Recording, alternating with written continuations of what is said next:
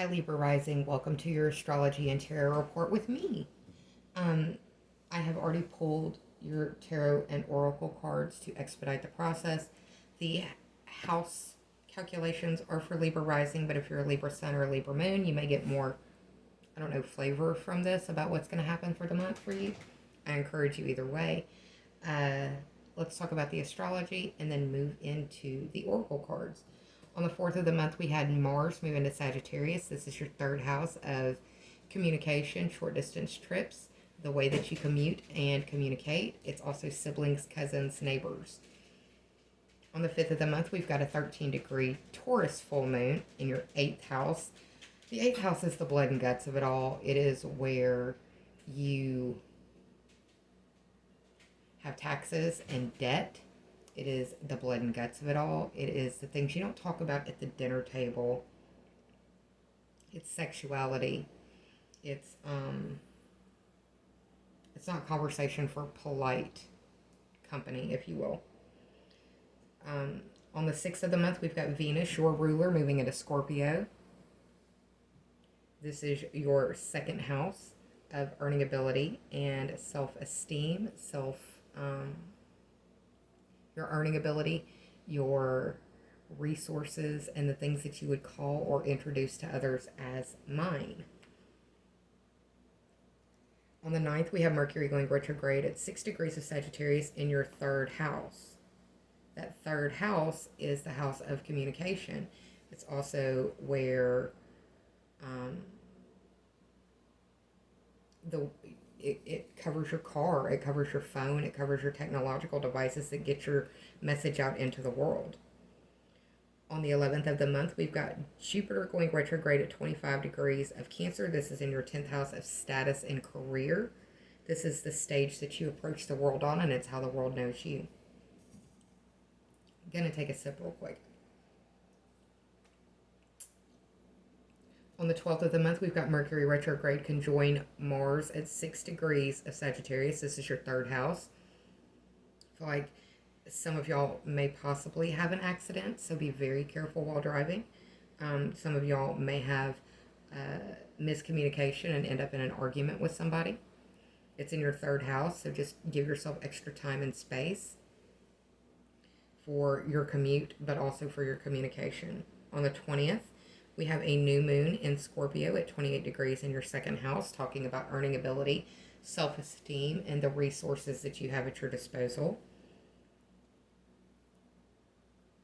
On the 22nd of the month, we've got, on the 21st of the month, we've got Mercury conjoined Lilith at 26 degrees Scorpio in your second house. On a more mundane level, I see this as Jeffrey Epstein, Ghislaine Maxwell, and Virginia Giuffre being back in the news for one reason or another, just because I'm reading the archetypes of what's going on. Lilith is a female scorned, and Scorpio deals with sexuality. Mercury can deal with children, but Mercury retrograde also deals with news coming back from the past.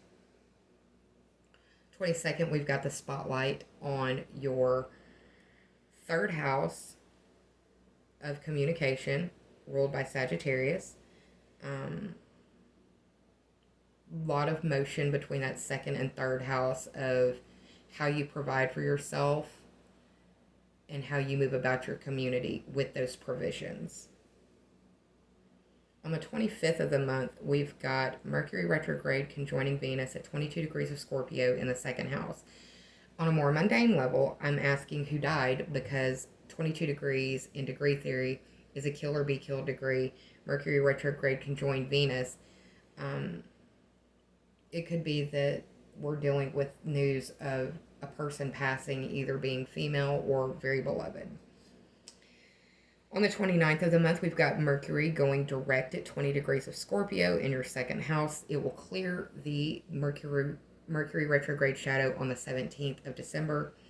Anything that you purchase during the month of November, please make sure that you get the warranty. If you don't get the warranty, get the insurance on it. Understand what the return policy is. Make sure you know the refund policy, so you're not stuck holding a bag or unable to return or refund something that you no longer really find as awesome as maybe you did while Mercury was retrograde.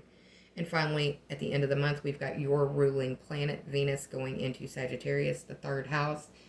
So where Mars moved in at the beginning of the month and roughed things up and made things tense, Venus at the end of the month will bring it through and hopefully smooth things out and put a calming balm on what was shaken up in that house of communication and community. Let's transition to the cards really quick. First card I have for you is the Ace of Wands. And this is a card of action and energy and impulse. It represents fire sign energy. That is Aries, Leo, or Sagittarius. This probably dealt more with your full moon than anything else because I see this as a phallic card. Second card that you received is the beginning of the major arcana, or the tarot deck in general. The Fool card.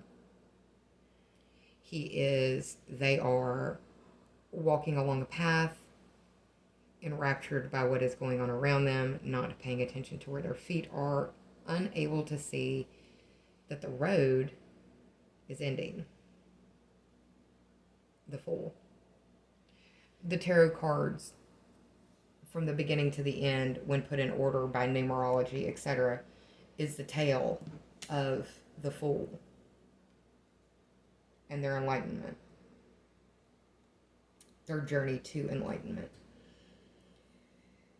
Don't let yourself be played the fool because of Mercury going retrograde in that third house.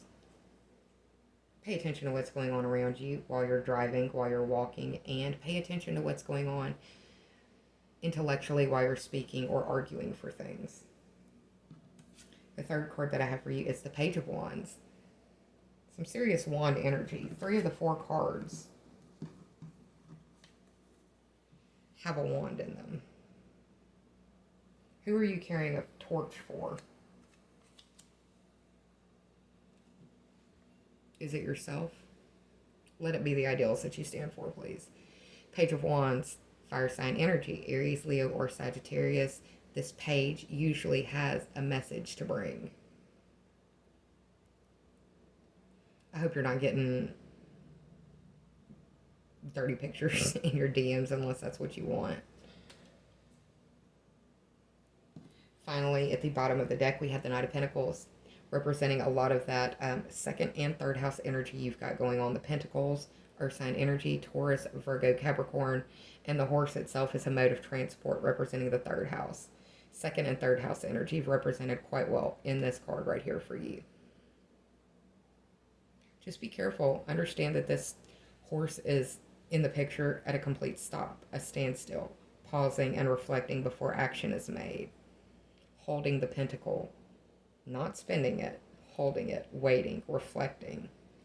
Those are themes that you may want to embody throughout this month of November, Libra. Now, the first oracle card that I pulled for you from the Animal Apothecary is from Kara Elizabeth. Face your fears. And this is the Crow card. This is the 38th card of the deck. The Crow is... I love crows. I have them they come around my house a lot. And they love to call. Well, those calls can also be warnings. Crows are known for warning the inhabitants of the area below them that there are oncoming hunters. It doesn't have to be somebody with a gun per se. It can be a king of the forest, if you will, coming through. Pay attention to what's going on around your neighborhood and call out if you need to, if there are oncoming hunters. Please read between the lines. Crow is the master alchemist.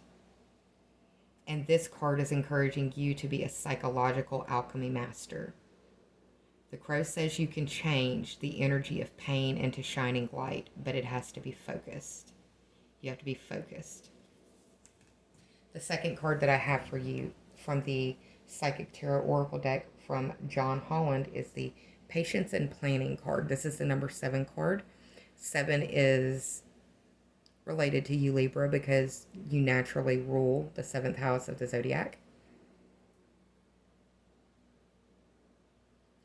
Patience and planning card reminds you that good things come to those who plan and wait. It asks that you reevaluate your plans, your goals, and even your finances. It's reminding you to use this Mercury retrograde time to reflect and plan for the bright future that is drawing nearer towards you. And the last card that I have for you from the Sacred Rebels Oracle card deck from Elena Fairchild is the Visions of Life Beyond Death. We have an owl, we have a peacock, we have a crow. That's the second crow that's shown up for you. Call, call. Look out for the people in your community and let them know if hunters are near. I've also got a moon right here. I feel like this card is speaking to what happened to you around the full moon. The Visions of Life Beyond Death card is welcoming you to your awakening, darling. You need to be reminded that you are being watched over and held in protective love by life itself. And this card is also asking that you shift your perspectives to see a new side to an old issue that may unlock the key for resolution or healing. That's what I've got for you for the month of November. Libra, thank you for being so patient with me. I'm sorry I got sick. I will work to make your video closer to the top for December's videos. I love you. I'm sending you a lot of hope and a lot of well wishes for the holidays. Be careful. I'll see you soon. Bye, Libra.